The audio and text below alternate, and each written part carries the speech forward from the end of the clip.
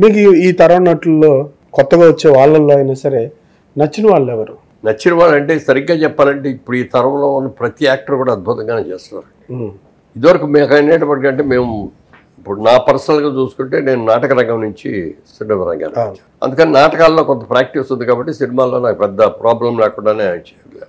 కానీ ఆ రోజుల్లో ఇతర లాంగ్వేజ్ సినిమాలు చూడడానికి ఎక్కడ అవకాశం ఉండేది కదా. మనకు ఆంధ్రప్రదేశ్లో ఉన్న వాళ్ళందరికీ మనం తెలుగు సినిమాలే చూసేవాళ్ళం, అందుకంటే వేరే చూసే ఉండేవాళ్ళం కాదు కదా.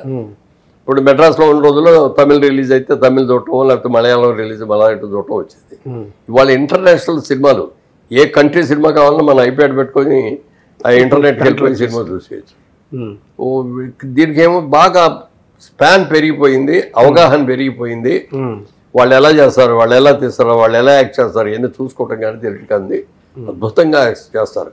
ఇవాళ టెక్నికల్గా మనం one of the best in the world టెక్నికల్గా. అలాగే ఆర్టిస్ట్గా చూసుకుంటే కూడా ఎంత మంచి పేర్లు వచ్చినాయండి. రాజమౌళి గారి సినిమాల్లో మరి అందరికీ ఆర్టిస్టులు కూడా ఇవాళ ఆల్ ఇండియా కాదు వరల్డ్ సినిమాల్లో చేసే లెవెల్కి పెరిగిపోయారు. చాలా బాగా చేస్తారు ఇప్పుడు అందరూ. అయితే మీకు ఇష్టమే ఫలానా నాకు ఇతను అభిమాన నాయకుడు ఈ సినిమా చూడాలి, ఆయన మనకంటే ఇష్టం లేదు ఈ సినిమా చూడకూడదు కామెంట్ అనేది ఉండదు. సినిమా బాగుంటే వెళ్ళిపోతాను చూస్తాను.